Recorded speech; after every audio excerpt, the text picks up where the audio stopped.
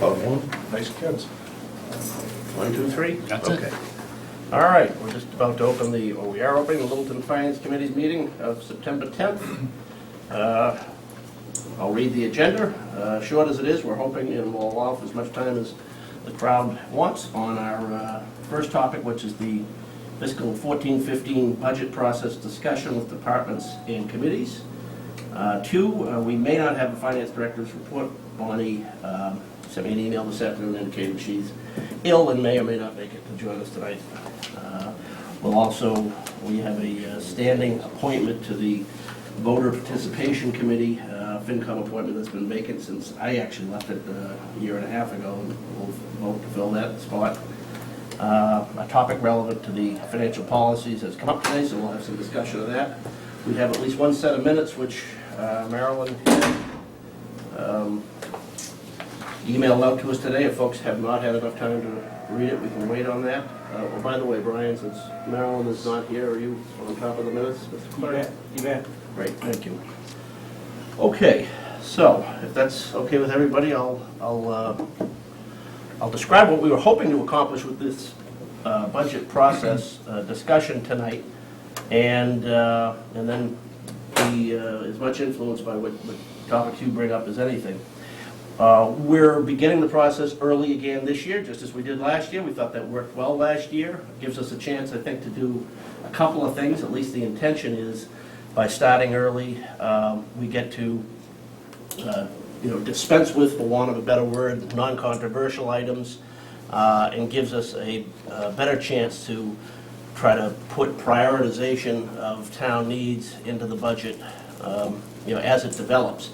And by getting a lot of this done early, we give ourselves, at least prospectively, the time to address any emergencies that come up in the course of the year, so we're not in a rushed state at the end of the budget season.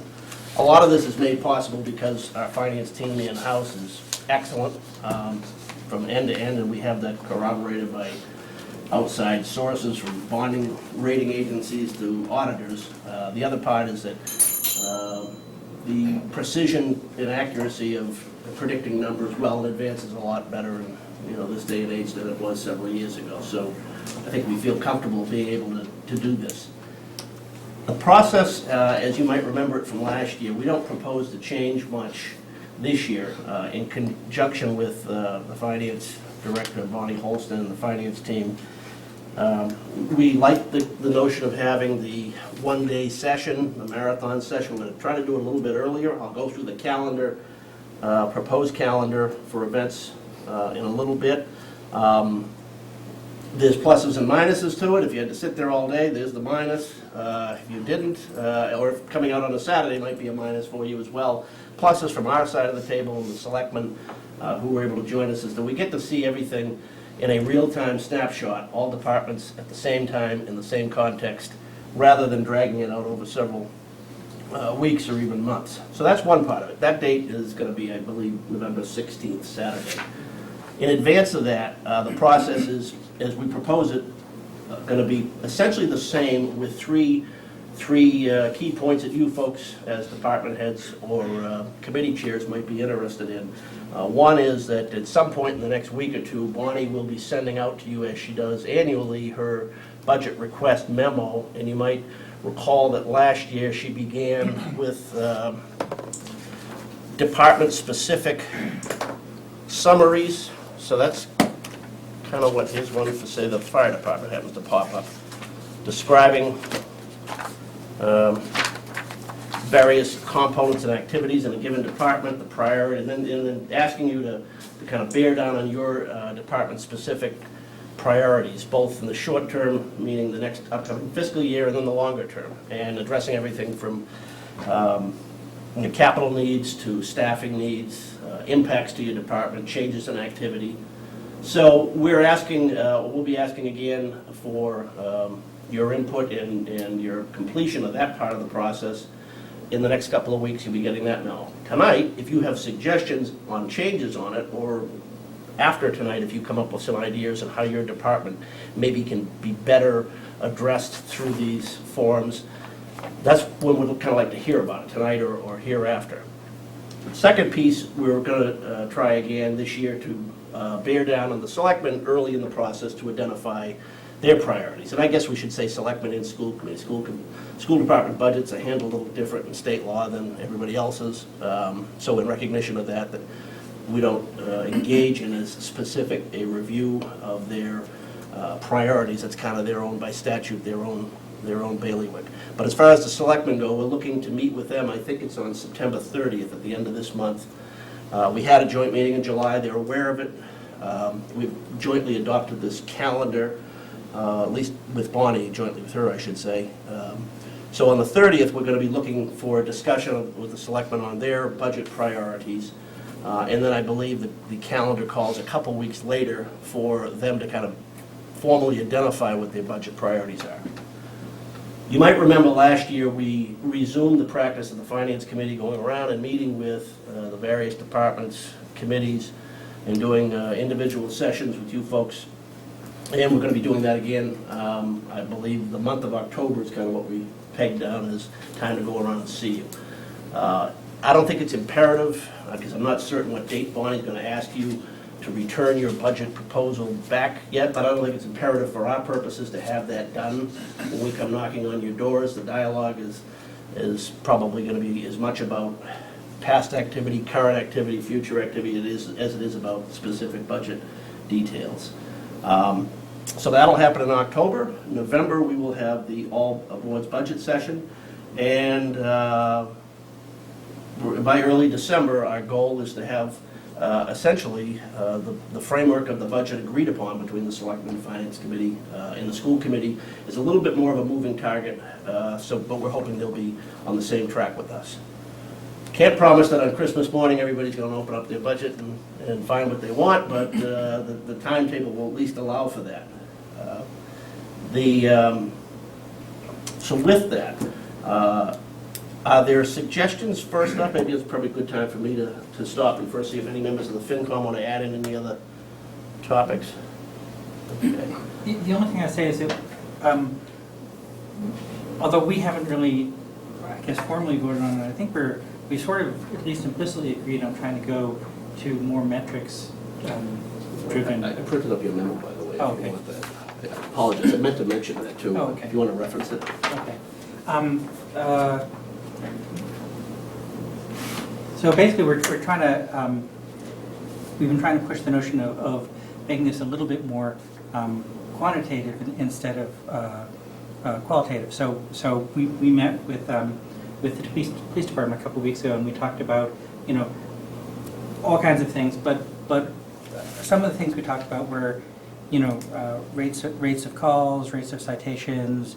When we spoke with the fire department, recently we've talked about response times, that kind of thing. So, budget is such a big thing in town, and it's not that you can always drive it down to the numbers, but sometimes numbers help. So, if you can think for your department of what kind of metric might make sense to give people a handle on what you do, how many permits you issue, how long it takes, what the lead time is for a permit, that kind of thing. Because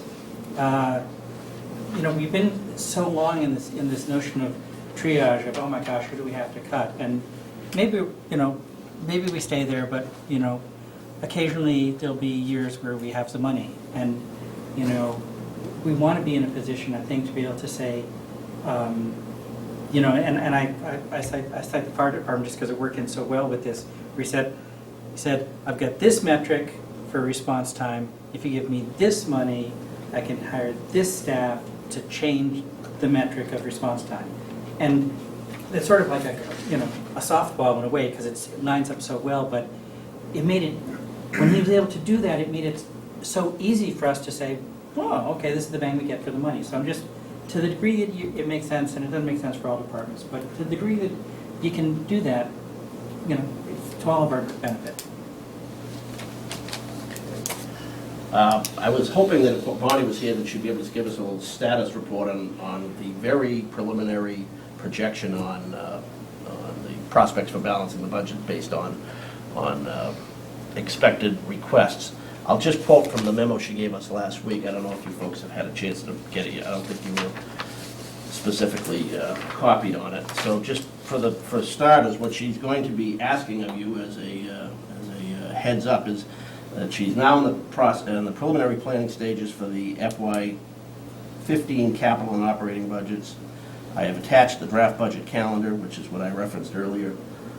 Based on the uncertainty of funding levels for state aid, I am proposing that 2 department budget scenarios be prepared for fiscal year 2015. A level staffing budget prepared with the same staffing levels of 2014, inclusive of increases to support only any steps that may be due. Expenses to be level funded at the FY 2014 amount. The second budget alternative, B, the mission budget, which be a budget prepared with the staffing levels at the department head appointing authority feels necessary to provide sufficient service to the community.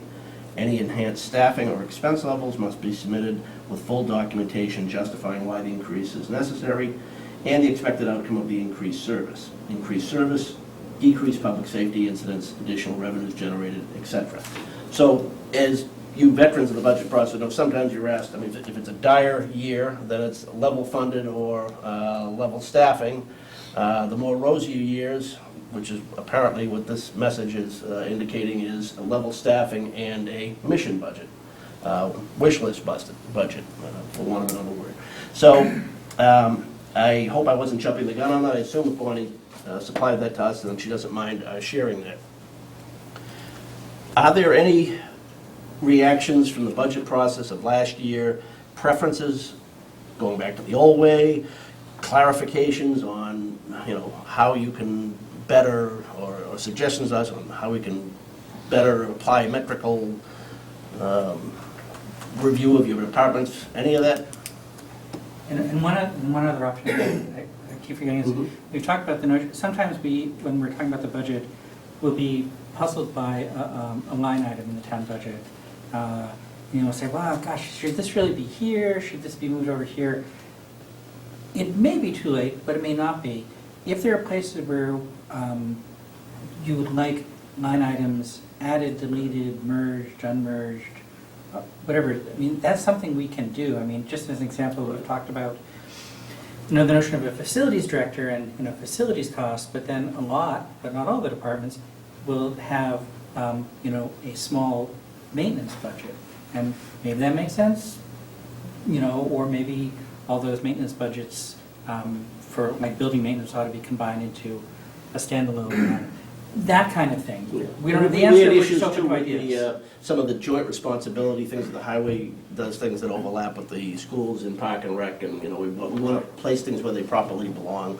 The old school teacher in me is telling me that if we don't get any volunteers, you have to call on people. So I'm going to start calling on the police department, John or Matt. I was going to say about Black Saturday. Yes.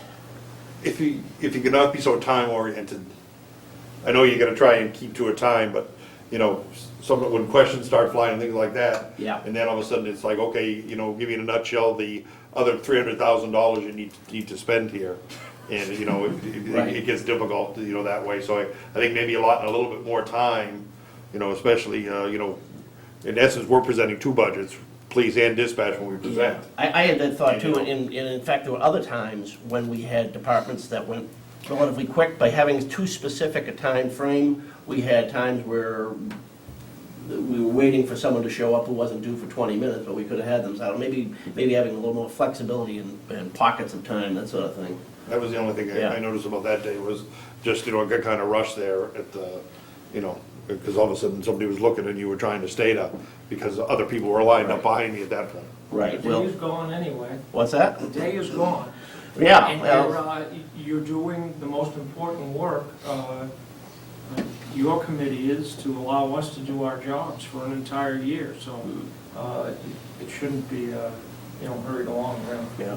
Well, maybe we'll have to have some internal talk about that. Perhaps we even schedule it for a longer time frame with a break in the middle or something like that. I know this, last year when we did it, we ended up in competition with the town's holiday bazaar. It was just a tough day for a lot of reasons. I know Jimmy had to make popcorn up at the bazaar, so he had double duty that day.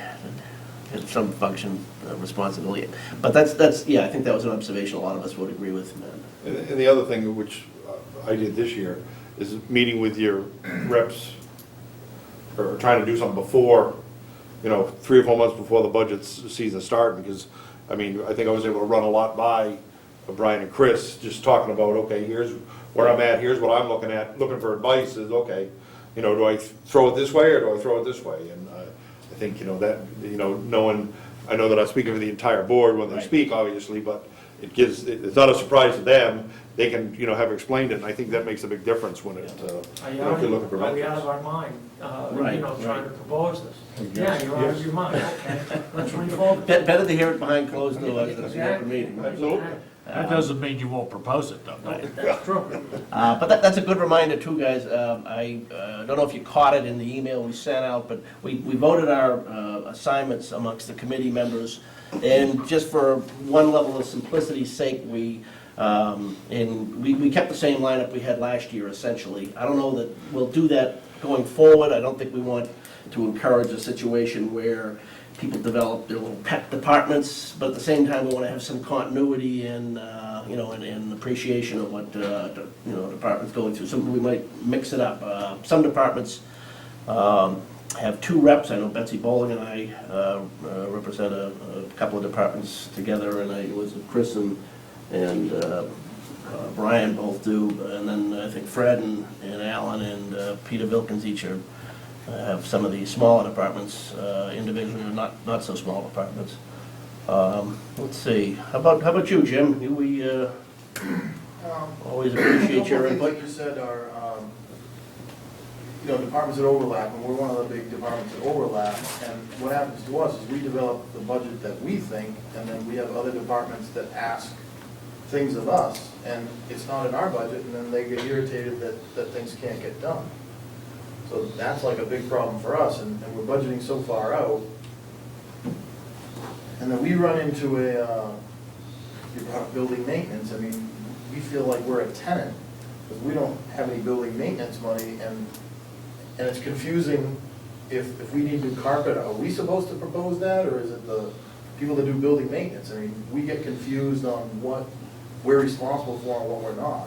How do you think we should address that? Say who's responsible for building maintenance. All right. Because it's kind of spread out all over the place. Like, we used to have a budget for electricity and things like that, and then that got pushed all to the town hall, which is fine, because we were taking a beating. We were a big electric user because of our building, and the budget was staying level, but our electric use or costs were going up, so we were taking a beating. So that being in one location is fine. Now we're all treated equally on that. Does that apply across the board for several departments with you, or do you have a particular issue? I mean, have it overlap? I know in the past it's been with Park and Rec and some issues in school and others. It's everywhere now. Those are the two big ones. Those are the 2 big ones. All right. So I mean, we're not the management entity, but should we be trying to initiate a meeting with the selectmen between departments to, work out something in advance of the budget, or? I think if they're proposing something, it needs to either be brought to us so that we can budget it, Right. or it's not gonna happen. I mean, I can't look in a crystal ball and figure out what other people are looking for, and, and it's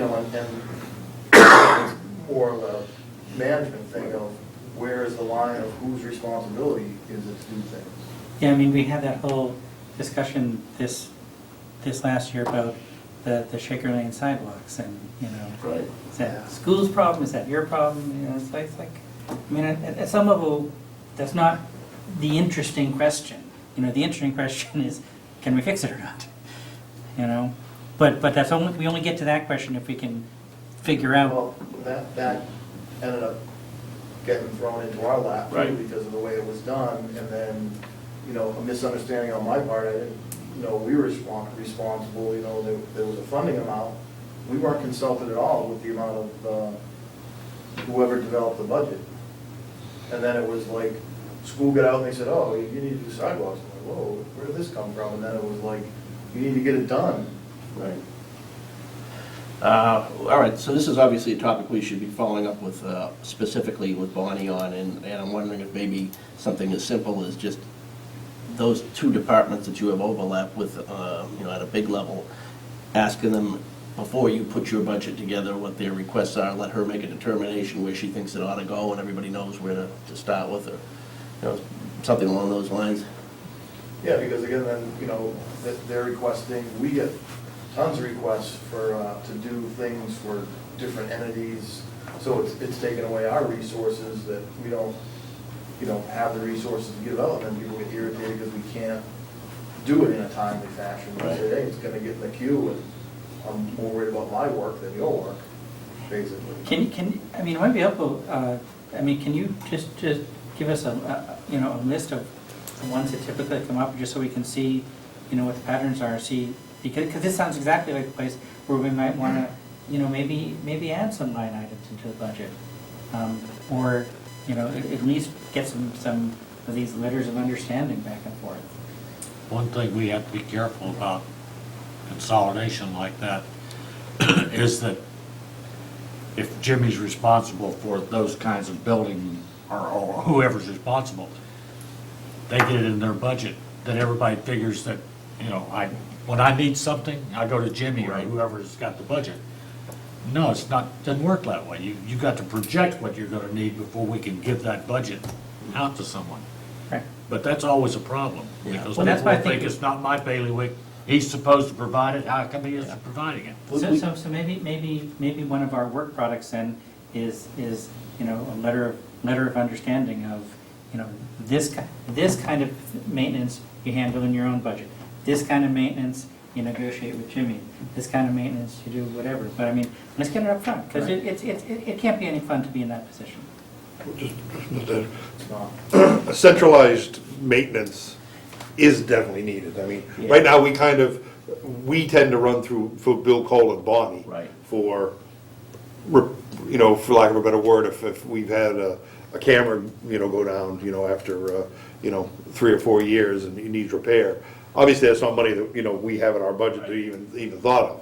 We're going to Bonnie and Bill, or, you know, for instance, the repair that just occurred in the 911 room, you know, now I don't know if Bill did that through buildings, Yeah. he did that through buildings, but I don't know if that was a No. PMBC or No, it went through Bonnie. it went through Bonnie, so. That's been kind of a recurrent issue, and I think part of the reason addressing it hasn't happened is we've always, in discussion with selectmen, we were also thought, well, when we have a capital facilities director, we'll do it that way. But, you know, maybe we should be thinking along the lines of we don't have to wait for that to happen to pull the maintenance budgets out and handle You them know, separately. But like what Jim said too, you know, is, okay, right now, I know Bonnie, for instance, if I said, okay, I need to replace the rug in my, you know, the large conference room, Bonnie doesn't have that budgeted, and, you know, and, you know, is that something, you know, we should be doing? I think I did put painting and carpets in my long outreach capital plan, but, you know, is that something we have to go around and really look at, you know, all the heating systems? Is that something you want us to do, or who's, you know, and, I think the other thing, Where's it a gonna come simple from? note that we're aware of is that the town doesn't really have hard and fast rules when it comes to determining what falls, what should be considered a maintenance item and what should be considered a, you know, What a specifics capital are item. in Yeah, that budget that the colonel's talking about. right. Jim? On the maintenance issue, we're in a unique position that we're, in the facility that we're in, is the light and water does some of the maintenance, but not all of the maintenance. Like Bill Cole's been in charge of doing the fire alarm system on our portion of the building. Right. And not, you know, they take care of their portion of the building. But their maintenance guy takes care of the lawn and some of the, like shoveling the walks and things like that. And we don't have a cleaning company, we clean, if it doesn't rain, we don't clean. Right. So the place doesn't look so good. Doesn't look so bad either. Yeah, but I mean, it's, so why do some places have maintenance people and other places don't for cleaning contractors and things? And if we centralize that, we could probably get We don't do economies their of scale. budgets. Right. Yeah, we just discovered that our fire suppression system, one portion of it has been inspected every year for the last 4 years, but another portion has not been inspected because there wasn't any communication. An outside vendor does one part, and Light and Water does another part. And Light and Water was doing theirs, and the outside vendor was not notified that they too had to double up on the same thing that Light and Water was doing for us, the backflows. So we just discovered that, so. Okay, sounds like we got two related types of problems here, those that we can address in the budget process and those that are more management issues. We'll try to address whatever we can address in the budget process. I mean, part of the trick too is that a lot of departments will see, you know, an item for $10,000 for maintenance, and it's like, you know, maybe that's your department's maintenance cost, and maybe there aren't. And if we say we're gonna centralize and have a central line item, that means, I would assume, that probably means that 10,000 comes out of your budget.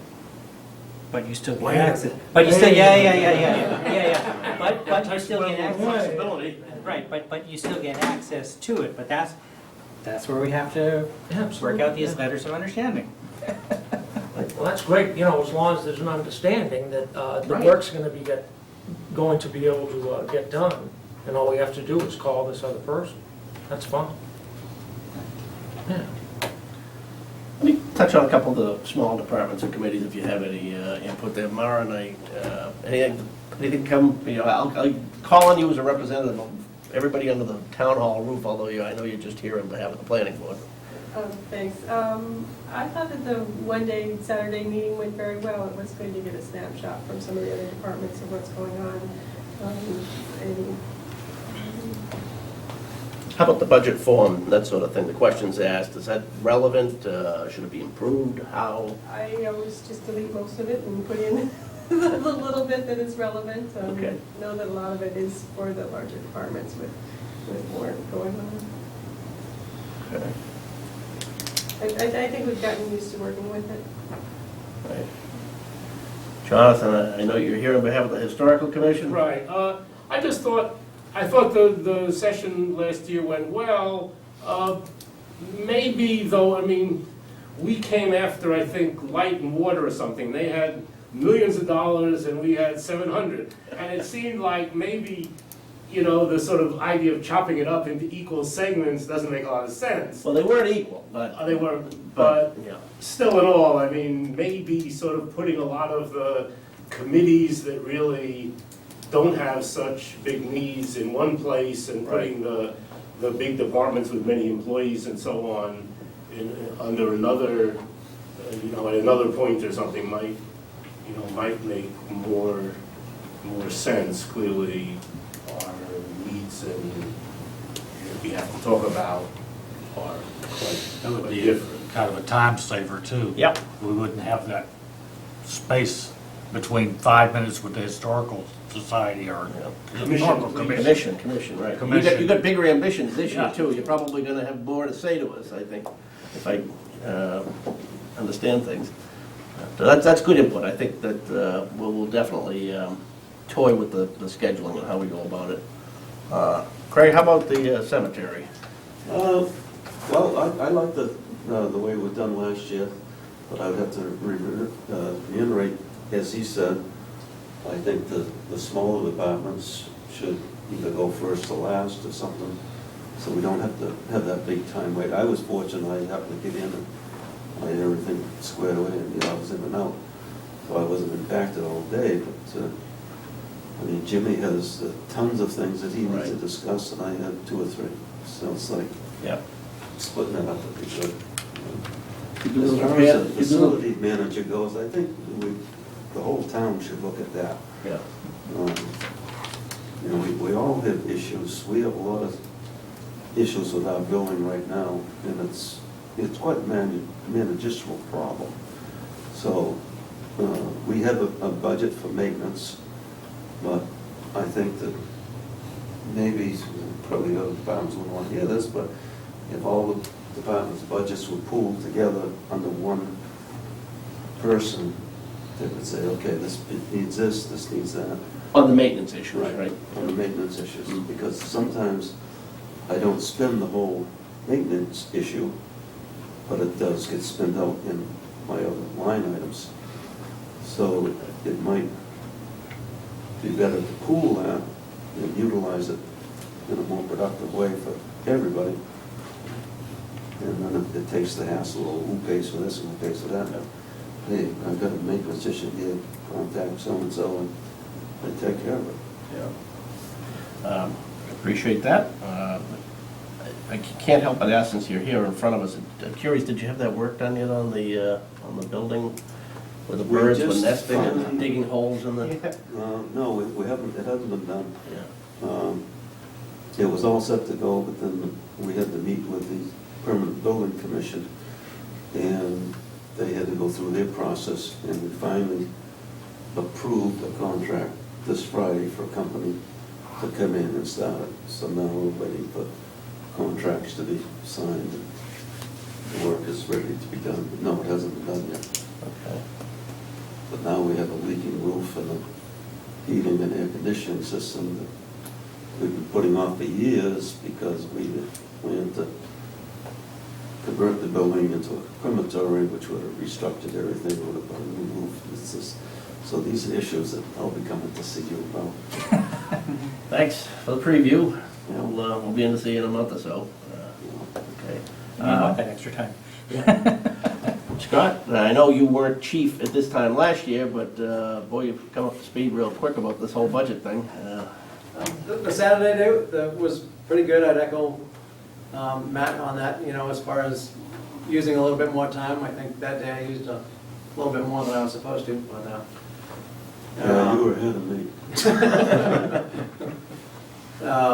overall, it was pretty good. But and again, I'd echo everything on the maintenance issues too. It's quite a mix of, we're one of the departments that actually have like that $10,000 line, and then yet we have to come back to town hall for certain things. We still get supplies here. It's definitely a mixed match of what you do with it, and where do you put it in towards your building, or is it supplies, is it certain things? We come here and see Bill for all the supplies and the simple things, but if there was a central location for that, then maybe if you needed more that year to do certain things, it might be a little more efficient. But, Right. Okay. and we're definitely one of the, we have the guys, we take care of all of our own cleaning, like similar to the highway department. There's not a cleaning company per se to come in and take care of the facilities or anything like that, but it's not, we make it work. Okay. All right, here's one of the same topics, yep. That actually, Jack, when we were talking, you mentioned, and I'm just fuzzing out a little bit on vehicle maintenance and some opportunities for consolidating that, or You talking about the tires? The no, not with the tires, but just with how you got the vehicles. I'm just trying to remember how you got the Well, I vehicles. think we had an overall talk about, as the fleets get bigger within the town, is that something that, that the town takes over on itself? Do we keep farming it out? Like Park and Rec has a contract now in the Neshoba Garage. We use Welch Automotive. Is that something that another mechanic gets added somewhere, whether it be the PD, the FD, the highway, or what, instead of farming all this stuff out, that it stays in-house?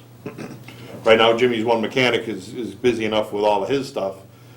We used to use him on overtime at times, but then he got kind of tired of doing that. So even overtime is better than paying the outside rates. But that's, something again, that, Jimmy was gracious enough to let his guy do that on overtime for us until, he get tired of the extra overtime. How much of that does happen in-house? I must admit, I completely lost track of that vehicle maintenance. I mean, everybody here's got vehicles, or most people. All of ours goes out. All yours goes out? Scott, you too? Yeah. Craig, does, No, we do all ours in-house. Okay. What we can do. with Jimmy, you mean, or on your own? No, I do. You do it? Oh. I'm a Let's hero. take all your vehicles to Craig. No. Jimmy's the only guy with a mechanic on Right. staff. In facility. Right. But if it's, Now, I'll preface this by saying I'm a software guy, so I don't know anything about this, but you would assume that consolidating to a single source would be an opportunity to save money. Oh, yeah, Oh, We had- definitely. We had done that in the past, years ago. It was a shared mechanic between light, water, highway, and I think we were doing police at the time. And it became difficult to prioritize who was gonna have the mechanic because, you know, at the time, police cars couldn't afford to be down, so they would take precedent, and then, like, our stuff wouldn't happen, and then his time was then allotted to light and water, so then our stuff didn't get fixed, and it just didn't work, because, again, we only had one person. If you go to the town of Acton, they have either 3 or 4 mechanics, but they do the whole fleet. I think with the exception of the schools is separate, I think. But they do the purchasing of vehicles, they work with the other departments and purchase through that department as well.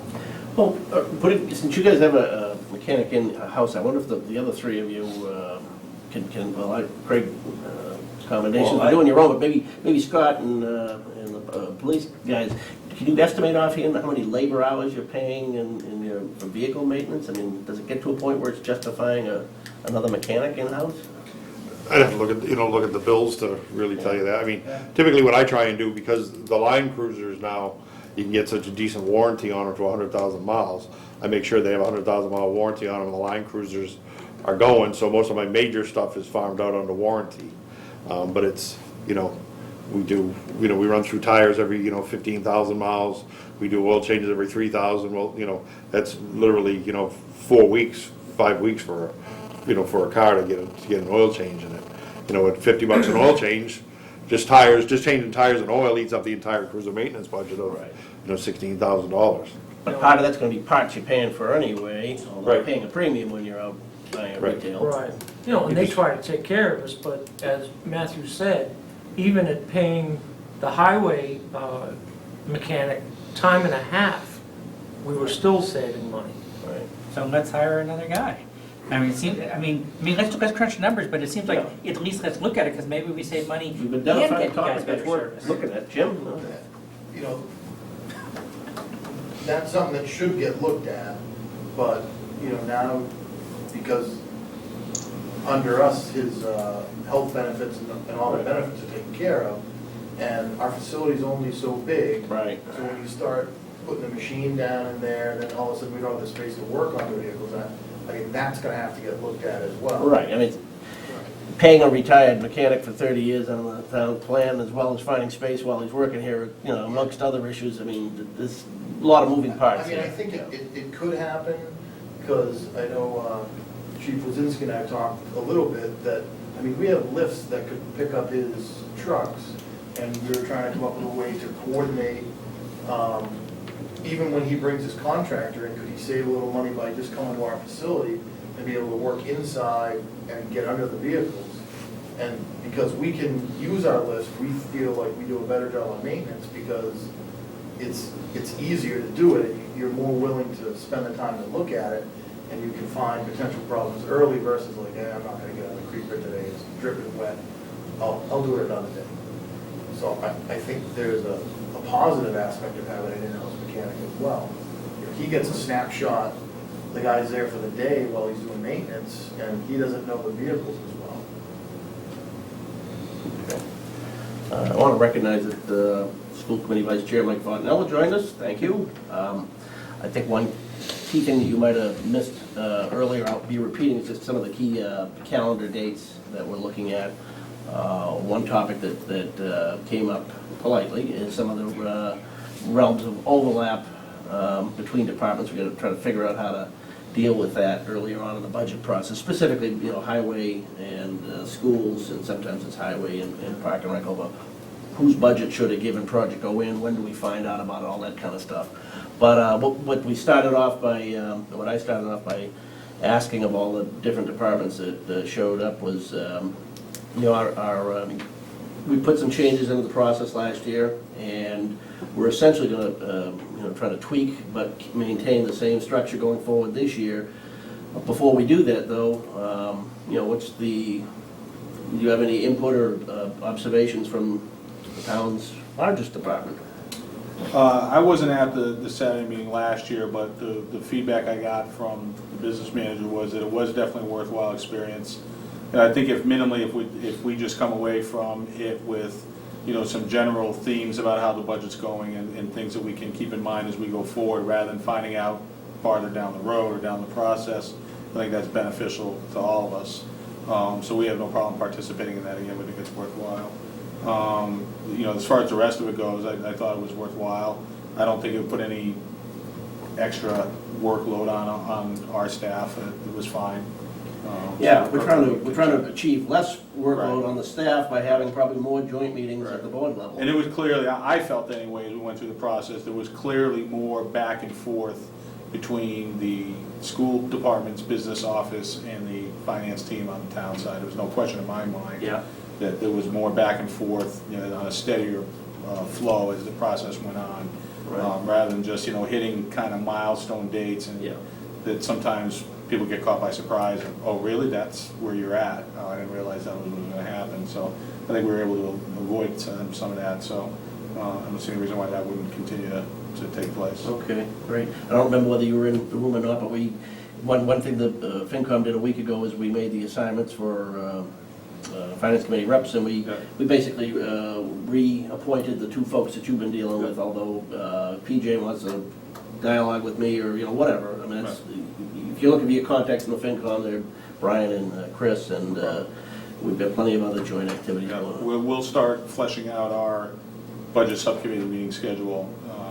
Our first general meeting is tomorrow night, or Thursday night. I assume you're a budget committee sub-chair again? Yeah. Yeah.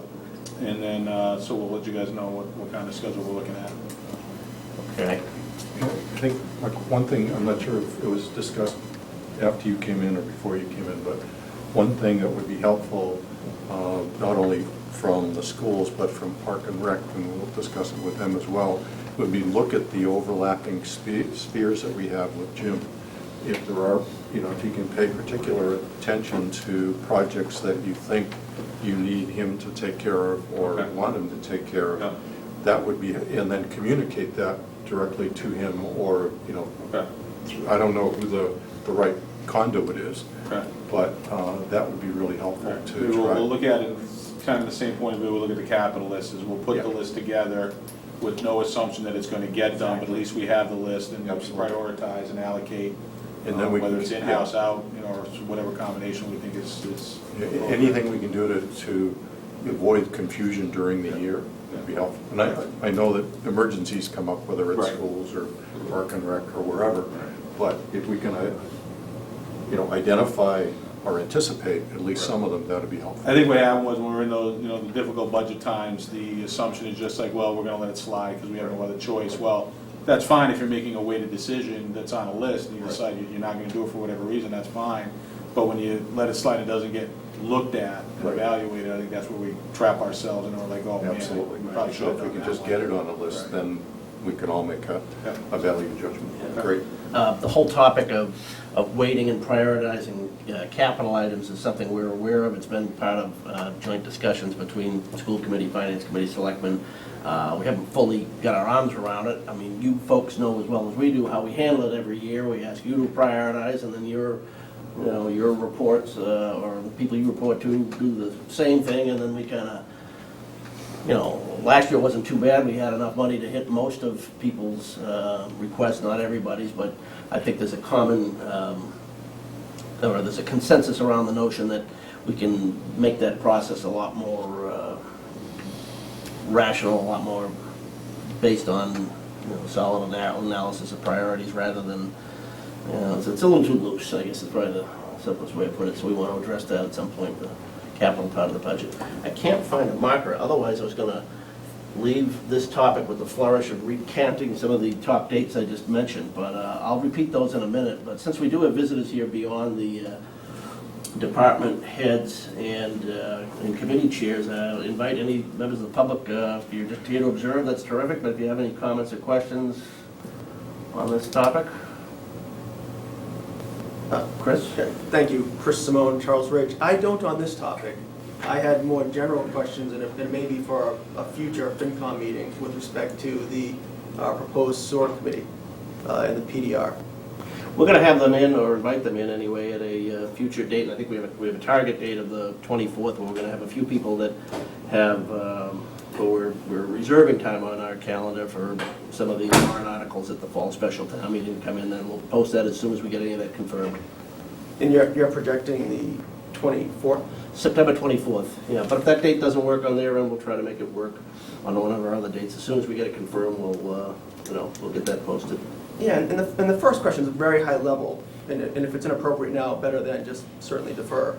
But isn't it our policy for that kind of spending from wherever we may draw the capital of $558,000 for the PDR that the SOAR committee would request? Isn't that a debt exclusion? I'm not gonna get into that discussion right now. We just had that issue land in our email inbox today, so we haven't, it's off topic from the agenda item. It's a Sure. legitimate topic to be discussed, but I think probably the first place to go with that is to the selectmen who are proposing it, and then when we schedule our time to review the warrant articles that end up on the warrant, which is, we're expecting that will be one of them, then at that time too. But legitimate point, I just don't think it's the right time to get into it since we haven't Thank you, Mr. scheduled Chairman. it. No, I appreciate that. Paul, just to, so, and this is actually sort of my, so we have a joint meeting on Monday, 17th, right? Is it 16th, is it? 16th, yeah.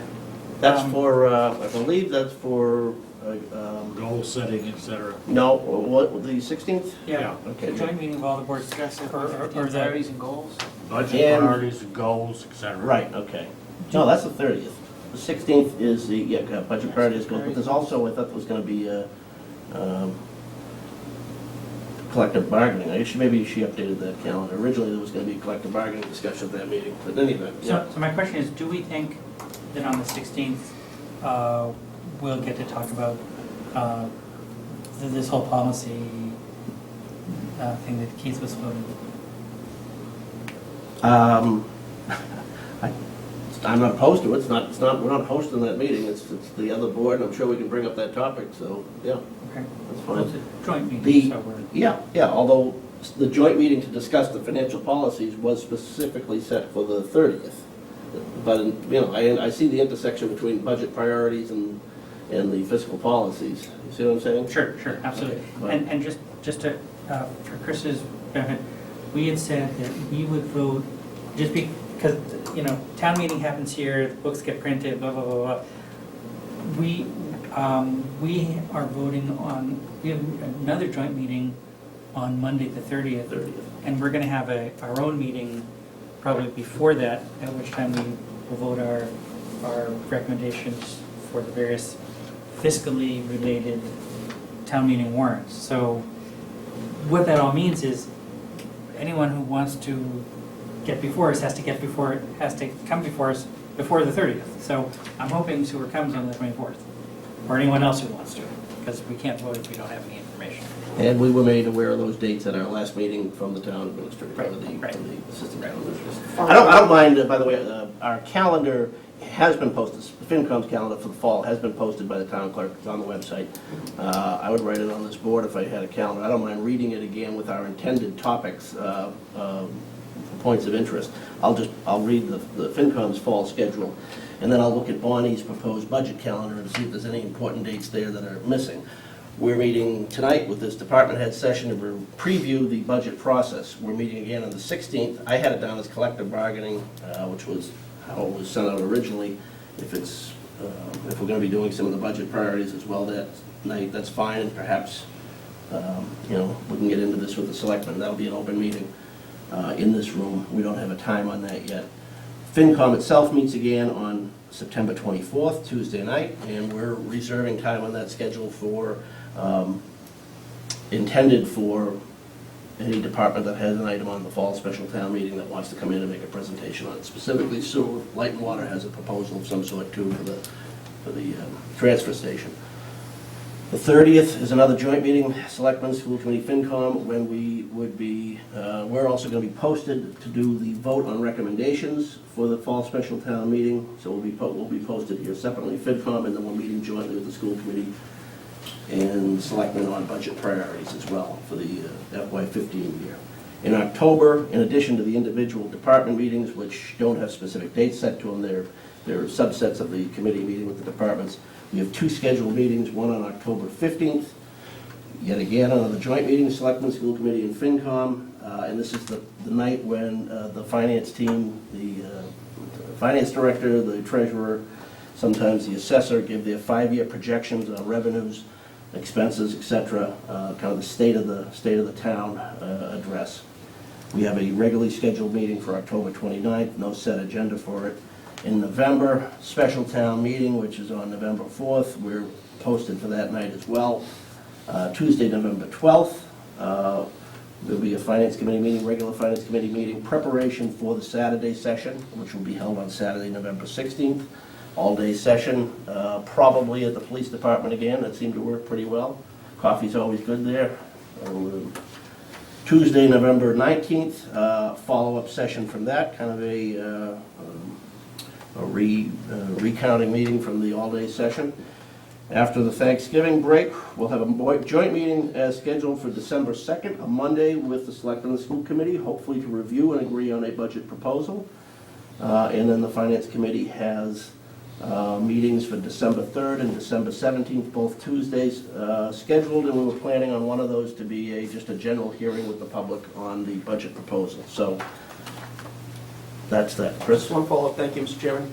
So if the sewer committee does not come before you on the 24th or 30th, is there then no opportunity for public input?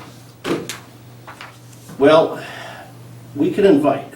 We had people last year who didn't come in for a meeting. Last year, almost everybody's good about participating in that. Last year I think it was CPC that came before us. So nobody's obligated to. We make a recommendation, or we have the authorization to make a recommendation. But we're not the initiator of any of these articles, or I suppose we could be, but we aren't. We review them for the purpose of giving a recommendation to town meeting. We did meet with the Sewer Feasibility Committee in an informal meeting, which was posted last spring. I think some of you might have been here, and we encouraged them to come back. So I assume they will. I don't imagine they wouldn't.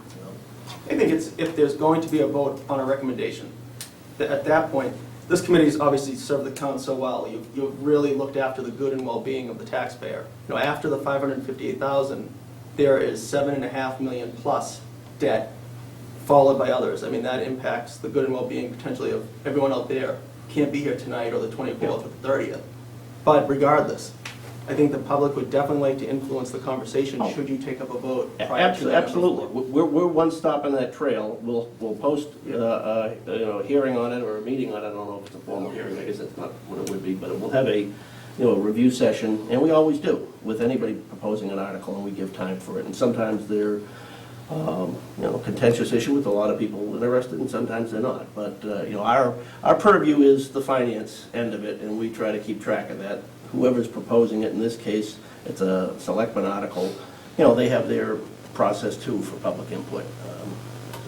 But Mr. Chairman, I think what Chris might be getting at is, let's just assume that the sewer committee doesn't come on the 24th, and here we are on the 30th voting.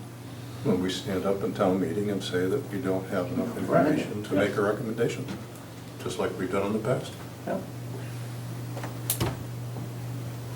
I hate to get too much into the road of hypotheticals, but that's the past history. Occasionally we have not had we haven't had a presentation, and we don't make a recommendation, or we make our negative recommendation, and if that's the case. Well, that's where I'm getting at. I guess I'm just saying, on an issue of $500,000, again, and we don't want to get too hypothetical, but I'd be... Yeah, I'm getting, we've been... Okay. We're not posted for this, you see what I'm saying? And I don't want to have a hearing on that issue, but we will have a hearing on that issue. We're going to post it so everybody will have a chance on it, so.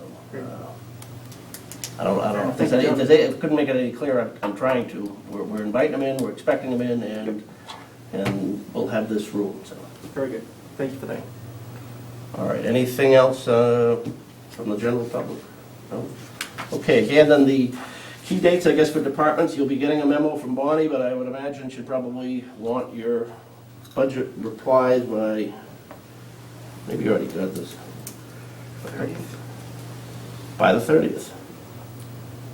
So when did you read that, Chris? Number 10? Okay. Oh, October 30th, okay, so she's not looking, she'll be notifying you, but her intended calendar, by the date she gave us, was that you would have till October 30th to present your budget to her, and I guess that probably allows for time for the selectmen to identify their priorities, and that can filter down. But we'll be in touch with you long before then to come out and meet you on site at your departments throughout the month of October. Thank you very much for your input. I mean, I'll recap. What I kept hearing was a need to recalibrate the way we structure the day of the all-day session, but that in general it seemed to go pretty well. There seemed to be some across-the-board concerns with how maintenance is handled in budgets, and perhaps we ought to take a proactive look at dealing with that in the budget as a separate section outside of the departments. Some specific issues about vehicle maintenance, raise questions about what's the most cost-effective way of dealing with those. And there was also some of the recurring issues of cross-departmental responsibility and the need to get that dialogue begun as early as possible so it ends up in the appropriate place, and folks' noses aren't put out of joint unnecessarily. Did I miss anything particularly? Thank you all for your input, and we'll have a good time of it. Thank you. Thank you. We are still meeting, but there's not much left on the agenda. You're welcome to stay. Don't feel like you're being rushed out. But don't feed the bears on the way home. Right. Yeah, right across the street from me, they've been spotted in the woods behind Halpin's house and Dinsmore's. Yeah, bears and the bobcats down by Oak Hill, is that where they are? Yeah. I've got a deer, a little baby deer, and I've got turkey. I had 11 turkeys in my yard this afternoon. I have a heart trap, and I've got a skunk. Oh, I've got a skunk too. I've got a skunk living under my back porch, and you're welcome to go find him if you want. I am now the official skunk whisperer. I Because I talked him out of the cage, and he's gone. Years ago, bird hunting, I'm right on it's like a slope right behind my house, so that kind of hillside was perfect for, deer will be at the bottom because they can always run up faster, and turkeys will be at the top because they can always fly straight out. And so they all meet in my backyard. Meander in your yard? Yep. All right. No finance director's report today. I did communicate with Bonnie by email, but on the specific topics I was looking for updates on, I don't really have anything new to report. Finance, the voter participation committee appointment. We have had a standing vacancy on there since I resigned from the committee a year and a half ago. Brian has expressed interest in that. If anyone wants any reminder about what the voter participation committee does, I could say that, or Brian, you've been to one of the recent meetings? Bless your heart. Yeah. I move that Brian Tarbuck's be Yeah, I second appointed that to the participation committee. So the motion has been made and seconded to nominate Brian Tarbuck to serve as the Finance Committee's representative on the Voter Participation Committee. Any further discussion? Any further nominations? All those in favor signify by saying aye. Aye. Congratulations. Thank you. It's actually kind of a cool committee. They're actually looking at what is keeping people from voting, what is keeping people from attending town meeting. We actually have a proposal going before the selectmen on Monday. The proposed bylaw is that no vote requiring more than a simple majority can happen after 9:30 p.m. unless town meeting votes by a 2/3 majority to extend the time. And the committee was wondering whether that could be done in time for this town meeting, and Keith was actually totally on board with it, so we're presenting it, and it may actually happen. If it does happen, then it won't take effect until the next town meeting, but Keith has said that in anticipation of it and the spirit, he's going to reorder all the articles for November. So it's kind of cool. Good. See, that's something I can support. That's good. All right. I'm not sure if anyone had a chance to look at the email that came in at 3:45 this afternoon from Keith. the urgent one regarding a topic that actually, Brian, you raised last week. I had no idea what you were talking about at the time. Yeah, I didn't either. Well, Keith brought it up at the citizens meeting. Which meeting? We had, okay, so at the last citizens, I need an acronym for them, the citizens meeting. We were trying to discuss whether we could actually do it. The chair of that committee actually called Keith, who was in the building for some other meeting. He came. This is not a town, this is a private group? No, the citizens voter, or Oh, the voter participation committee. Right, Gotcha. yeah, that's why I got an acronym for it. And so Keith came and said, yeah, we can pull it off, and we should, adjust and town meeting. So we got talking about town meeting, and then he said, well, we've been talking with staff anyway about, maybe it should be, fire and sewer and anything over $500,000 ought to be debt exclusion anyway. And I said, okay, well, that's an interesting idea.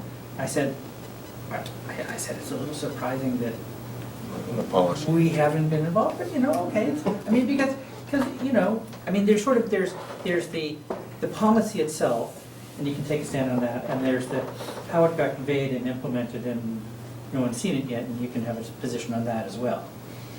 So, Well, I trust everyone also saw my reply, if you did, to Keith. I mean, I just wanted to kind of remind him that, look, this is a very important and interesting issue. However, we're also in the midst of reviewing and revising all that, especially in light of the fact that we've kind of let the policies, the ones that are handled in-house, I think are handled pretty regularly and maintained, but the ones that the whole process of having them voted on by the FinCom and Selectmen, that was just allowed to go foul. And I think generations of board members have come and gone without ever having seen them. So, I think I want to see vibrant policies in place that everybody sees, everybody votes on, and that are adhered to. But selectively picking out one here or there, and I don't know if that's the case here or not, but I mean, the whole notion of how we're adhering to finance policies right in the midst of while we're rewriting them is, it's a good topic to discuss, but I don't know that we have a immediate conclusion to that right now. We certainly didn't apply it in the spring when we were handling the Church by House property. certainly, yep.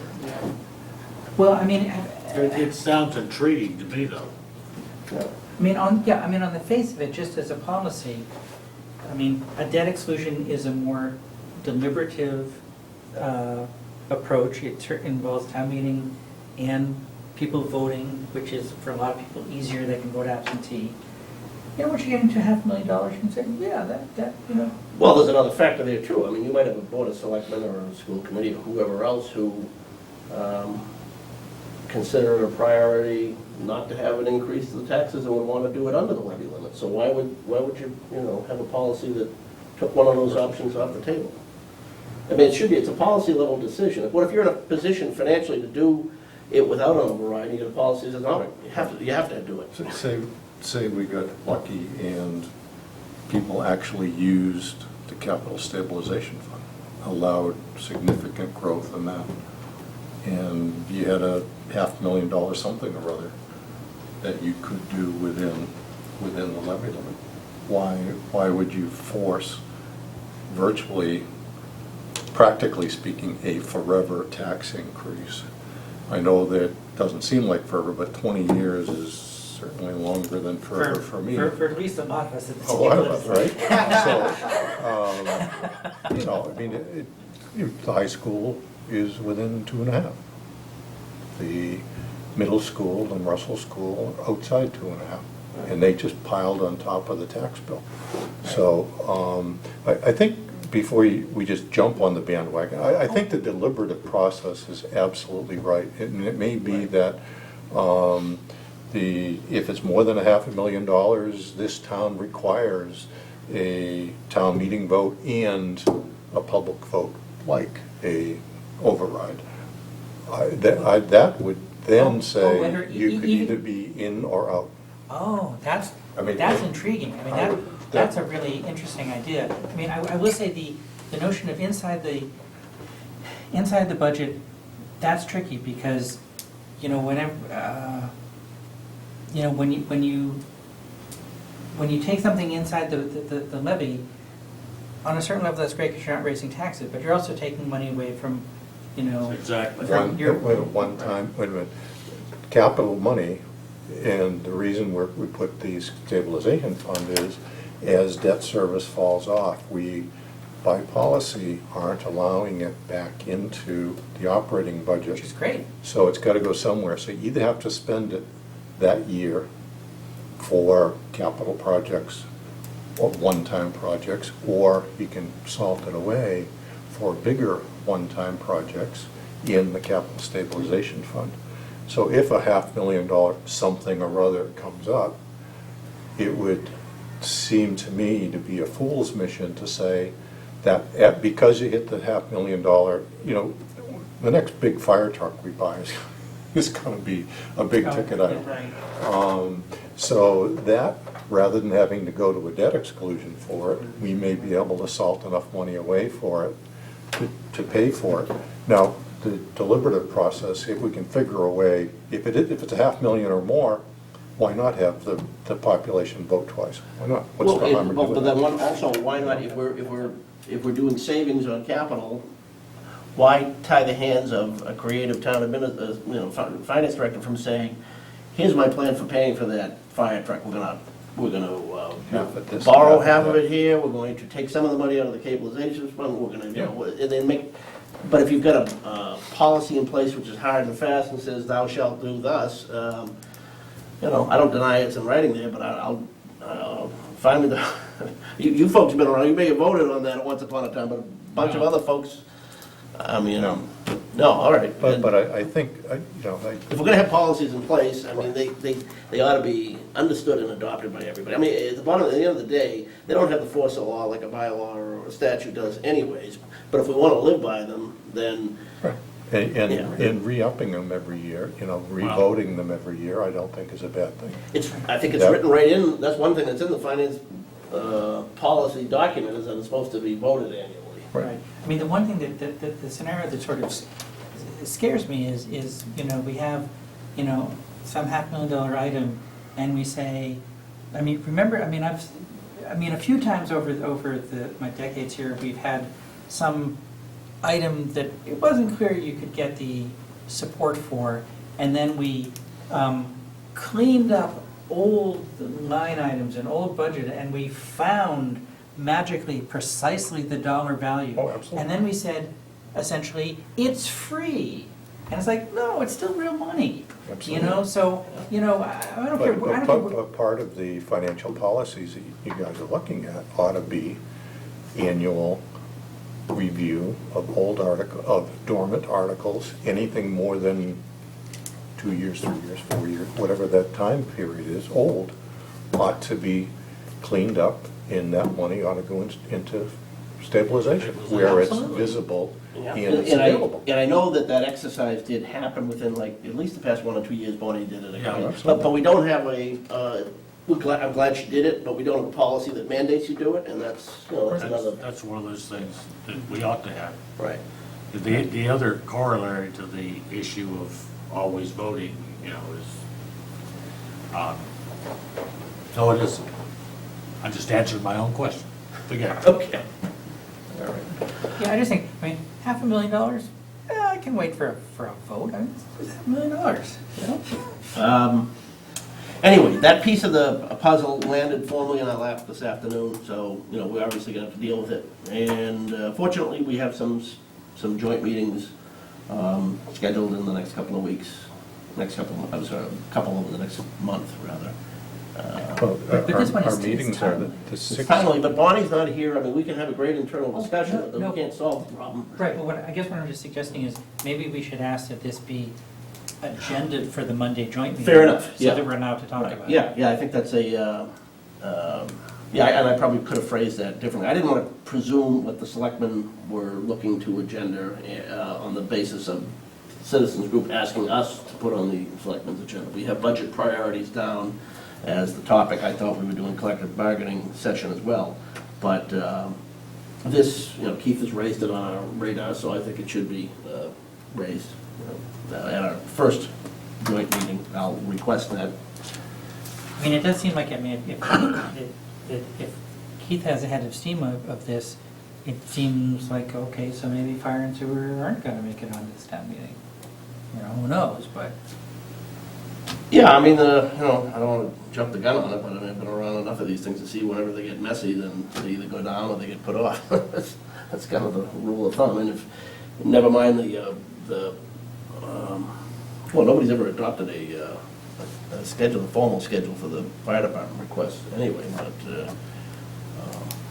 you know, this comes it up, and in the case of the sewer, you have both the substantive issues now, the, you know, policy implications, so, whatever.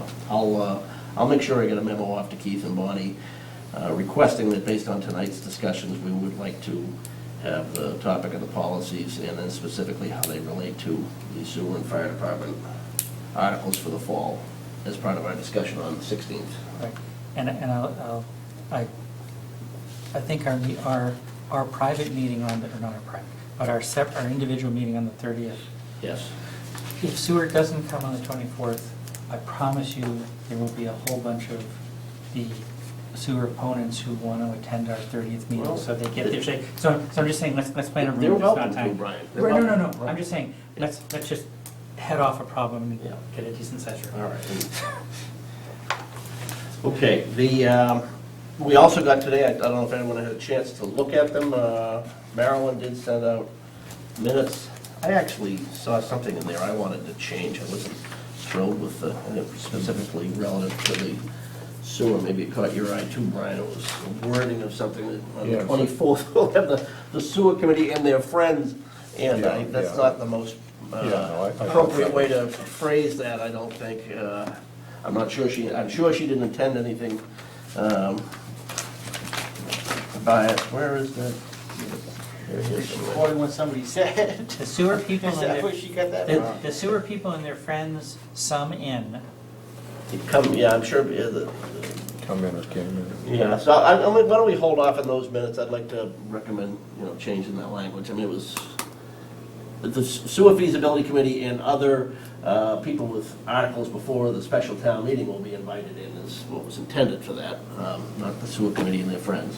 Well, if We can- we their can- we can proposed change it. meetings, change the. Okay, well, I just wish I could find the document. I printed it up before I came here. Okay. I mean, what it says is, it says, September 24th, the sewer people and their friends. Well, that was the first thing I noticed. I don't know if there's SOME. other things that are in there I have no problem with. Something that was attributed to you. I know where it is. It's sitting in the tray in my printer at home. That's where it is. You printed it, but you I didn't. printed it, but I didn't bring it. I'm sure that's what happened. So if you'll indulge me, I'd prefer just to Why don't we just wait take a on look that at it. one? Okay. Yeah. Sure, yeah, sure. In general, I mean, I'm not gonna, you know, I don't think we've made that clear to Marilyn perhaps, but I like to give people a few days. You know, we just got it today to look things over, myself included. Oh, by the way, I did talk with Pam Campbell this afternoon. I knew if I talked long enough, I'd think of something else I had to report. And you remember the Council on Aging had another senior. She's gonna be administrative help possibly? Well, I don't know. I mean, I discussed, but Pam couldn't remember the name of the person offhand, but it was somebody who had a business or a finance background, so they were particularly interested in helping us out. And I said, well, let's be clear, our first need is, taking minutes. And depending upon the amount of hours they're funded for, and the availability and other issues, I mean, maybe it could grow to, that could be somebody who out of the senior administrative tax program, does our minutes and then performs some other administrative chores for us. So she was gonna give my contact information to that person and vice versa, and then we can invite them in at our next meeting and hopefully take it from there. Good. Before we close, what were your reactions? I mean, we didn't have a huge turnout from the department. I guess all the big spenders were here. Well, we had 95% of the spending. So that's, I mean, Yeah. really, I mean, Yeah. it was there, so. yeah. And you know that, the other big contributor, Bonnie and Steve Venuti, and they're, They're really in integral control. parts of the process anyway. Absolutely, Yeah. so. Yeah. All right. Yeah, we got some, I think we got some good feedback on it, things that might have gone, forgotten about again until they're too late. Maybe we do proactively address some of those things in advance. They're easy enough to do. Yeah, Yeah. I mean, everyone liked the meeting, I mean, because I had heard, at least one selectman who was sort of not in favor of the meetings, the all-day meeting, and it's good to hear that most people are.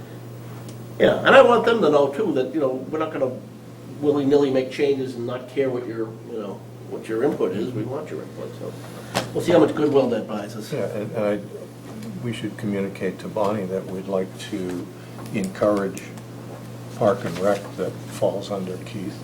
Yeah. And Jimmy falls under Keith.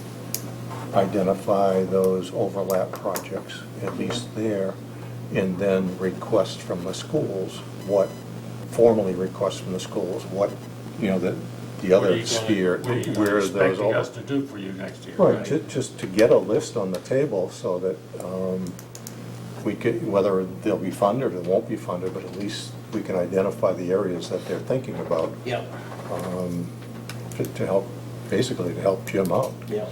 He's the one that it all falls on. I was happy Mike came here tonight, and I found his comments encouraging. I mean, the relationship with the schools has been pretty good. Yeah, for a while now. Who's our rep with Park and Rec? Alan, you Park and Rec? Yeah. But again, I think if Bonnie I'll be requests talking it to them. in their notes out to them, that would be helpful. I'll send them both an email either tonight, later, or Great. tomorrow morning. So I'll entertain a motion to adjourn. Our next meeting is? Joint meeting with the selectmen next Monday, and our meeting here for the FinCom is on the 24th. Unless we see a need to call in before then, but I'm not looking forward. And are you going to follow up with Megan, or Yeah. Actually, just to, be I don't first? have her contact information, but what's that? Okay. Talking about Sewer Creek? Yes. I watch the meetings now, so. Oh, you do? Okay. Yeah, well, I watch the planning board, actually. All right. I'll, if you, either one of you Well, have her. her business is right, what the heck is it? She doing Gear Smart? audiology thing or whatever? Yeah, it's right here in town. Right, right up at the Common somewhere, Yeah, right? yeah. Yeah, right between Littletown Toy and It's in that little. Oh, okay. the dress Yeah, place that and the went up. bridal gowns. All right, well, if I can't find her email on my computer at home, I'll drop in there or otherwise find her tomorrow.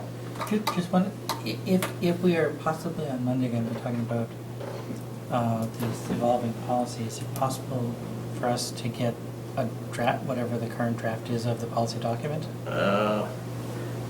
I've been requesting for a few weeks that we get something relatively simple on that. The last draft which Chris and I saw did not distinguish between what was old text, new text, and I've met with Bonnie, I sent emails, another one today, and all I asked was like, can we just have highlighted out and italicized and red ink Or just what the red and changes black. are, and then I can notate them. And I know she's out ill today, but I was hoping that we would have that tonight. I referenced it in the email I sent out this afternoon. Right, right.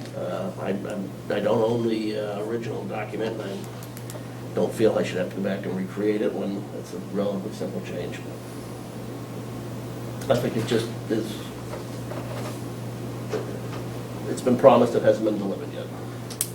Okay. But, so if we're going to talk about it on Monday, we ask again. I couldn't agree with you more. There's a couple of things I've been, got a motion to adjourn. So moved. Second. Motion made and seconded. All those in favor say aye. Aye. All opposed? Ayes have it. Meeting's over.